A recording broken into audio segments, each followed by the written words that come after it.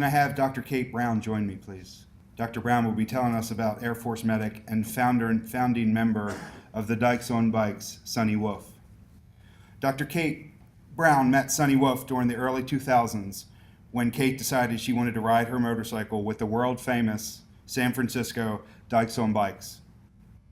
Kate has been a patch holder with the Dykes on Bikes for 15 years, been on the board of directors for a decade, has served as vice president, and twice has been elected to lead the organization as president. Over the course of her time spent with the Dykes on Bikes, Kate became close friends with the organization's long-standing secretary and what the organization considers a founding member, Soni Wolf. She's here today to share Soni's story.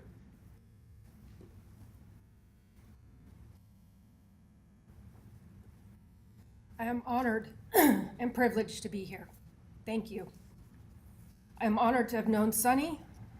I am honored that Soni waited the evening of April 25th, 2018, so I could fly home from a work trip to be by her side, to be present as she passed peacefully at the age of 69.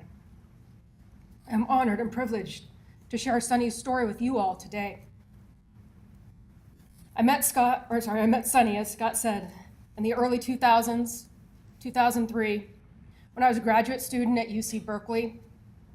I'd been in the San Francisco Bay Area for a couple of years and had seen our world-famous Pride Parade. And the best part of that parade is the very beginning.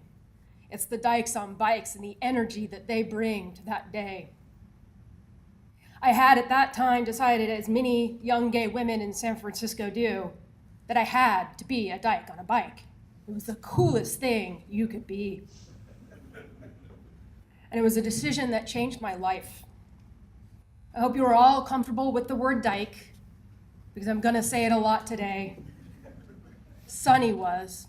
She was comfortable with the word dyke. I am. My fellow patch holders are. And the women from chapters around the world that ride under the name Dykes on Bikes are. Soni gave so much to this world, and through her advocacy for our community, helped change this world for the better. Without Soni, there'd be no San Francisco Dykes on Bikes, there'd be no Dykes on Bikes, and what an incredibly quiet place that world would be. I speak on behalf of the Dykes on Bikes when I say it's not the destination, but the ride that is important. Soni's ride through this life was as a creator and keeper of space and builder of community. Soni served our country as a medic in the United States Air Force. During the Vietnam War, Soni was stationed in Texas, where she helped soldiers coming home from combat. Soni held space for those soldiers needing help, whether it was medical attention or someone to talk to about the sights, sounds, and memories that those of us that are civilians will never understand.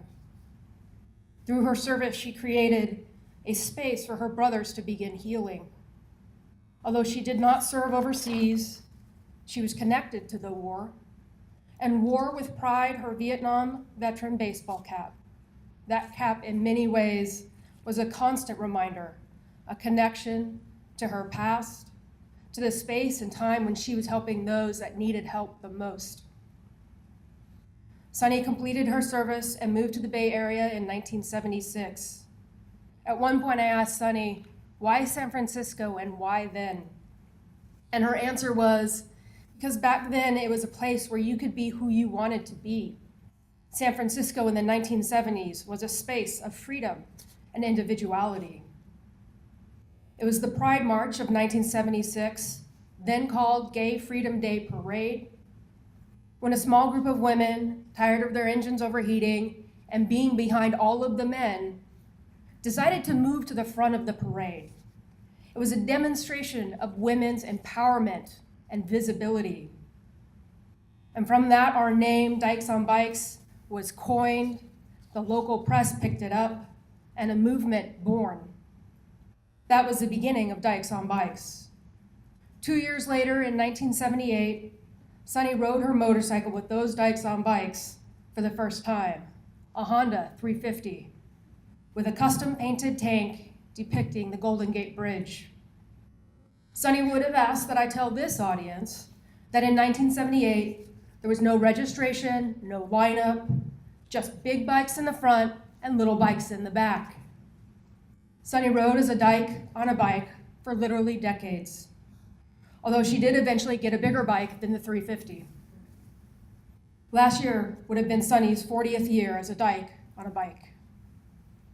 Some have asked why Dykes on Bikes considers Soni as a founding member if she started riding 2 years after the newly named Dykes on Bikes went to the front of the parade. You see, Soni was our secretary for as long as anyone can remember. She was a constant while women came and went through the organization. And as you can imagine, the club has seen considerable change over 4 decades. We've grown in numbers and we've shrunk. There were times when we were so small that Soni was the only one at the meeting. And as Soni would say, it's hard to hold a meeting with just me because I don't talk very much. Every Wednesday night, in the back room of the San Francisco Eagle, a gay bar in San Francisco, Soni held space for us. She would sit at the head of the table with her notebook, writing down everything for the meeting minutes, in a dark room lit by a disco ball. And when we weren't at the Eagle, when we were at the Castro Country Club with so many members that we spilled into the next room, sitting in a circle, she was still somehow at the head of the table, holding space. She was always there, always holding space at the head of the table, making sure we followed Robert's rules, so every dyke has a voice and every person was heard. Soni created space for change and growth. Soni's guidance and perspective was integral in the Dykes on Bikes fight for the right to register with the United States Patent Trademark Office, first our name and more recently our logo. She provided direction and perspective. She created the space for us to make our own path forward, gently guiding us through important decisions, but letting the group choose its own fate. She empowered us to speak out, speak up, to be courageous. Going to the United States Supreme Court sounds daunting and big, and it is, but protecting the name Dykes on Bikes and what that means for the LGBTQ community is the most important thing we could do to protect the space we created. Why would we not do that? And because she created that space for the group of dykes sitting around the table, and because we had an incredible team of lawyers working tirelessly on our behalf, the name and iconic imagery of the Dykes on Bikes is preserved. Soni's voice was integral in changing dyke on bike from an epithet to a rallying cry for lesbian dignity. Having litigated our case to the top of our judicial system, there will always be a space for our political speech. The space that Soni created became a space that has spread around the world. There are Dykes on Bikes chapters in Iceland, Australia, the UK, Germany, Canada, Monterey, California, Portland, Houston, Minneapolis, and Atlanta. All of these dykes, all right at the front of their pride parades. And countless others ride without the name, but with the same spirit in pride celebrations around the world. The space Soni created was courage and pride, dignity. It is a space that is filled with dykes on bikes that have a common link in Soni, whether they knew her, met her, or not. Soni created space for her own growth. She was an avid reader and note taker. She took notes on everything she read, the events of her life, and that was one of the reasons she was re-elected secretary every single time, for as long as we know. Through her notes, both of her personal life and of the club, we have preserved the link back to our beginning. Through her notes, both of her personal life, back to the beginning. Her very nature, she preserved the history of Dykes on Bikes.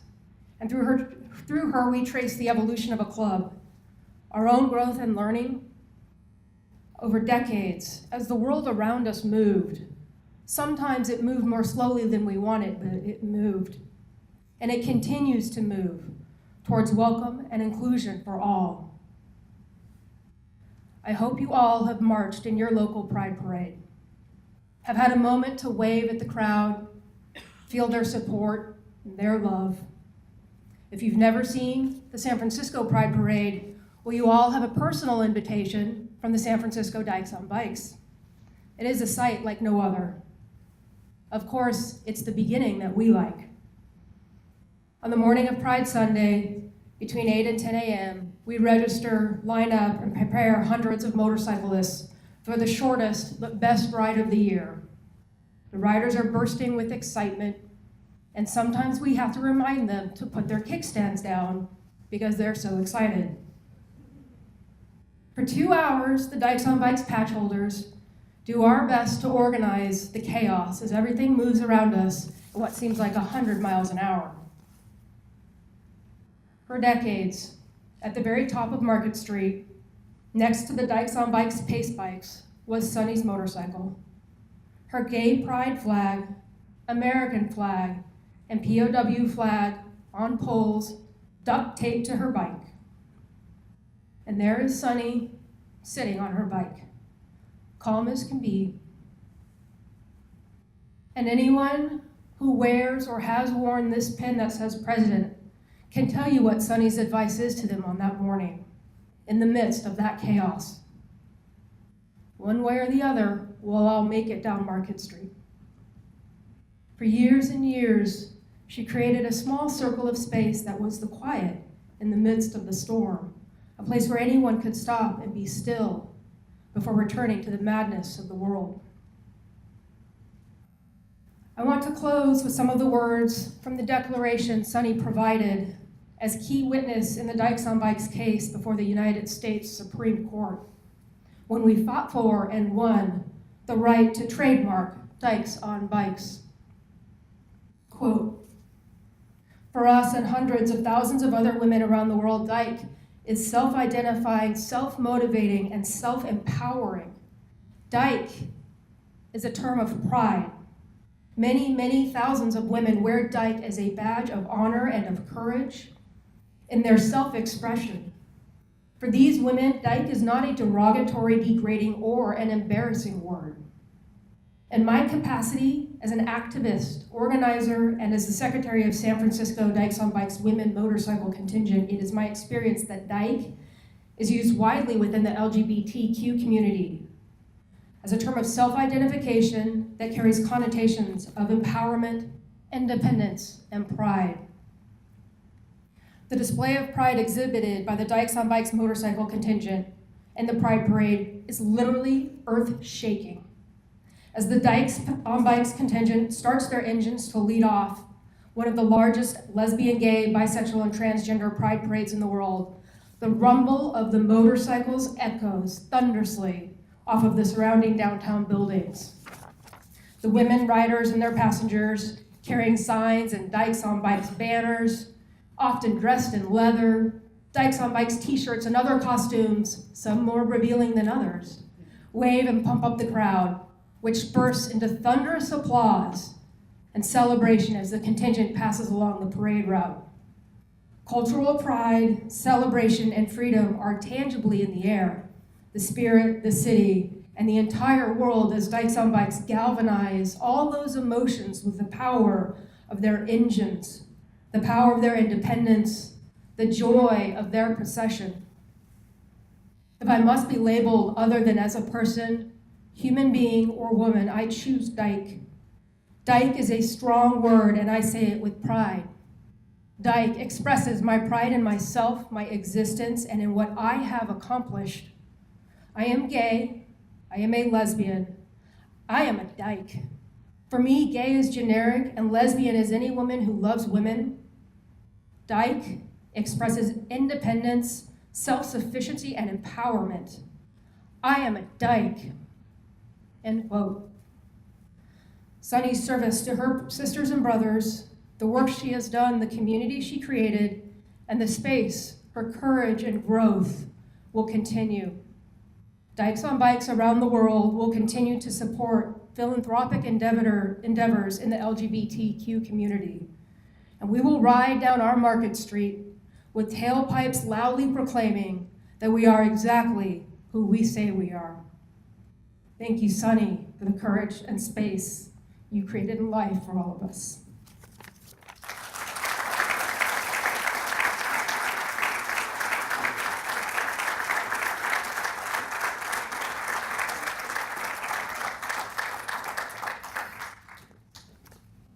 In addition to Kate, joining us today is Kate's wife, Elizabeth Warren, and Dykes Own Bike member Mindy Dotson, Ellen Aquila, and Pam Kwan.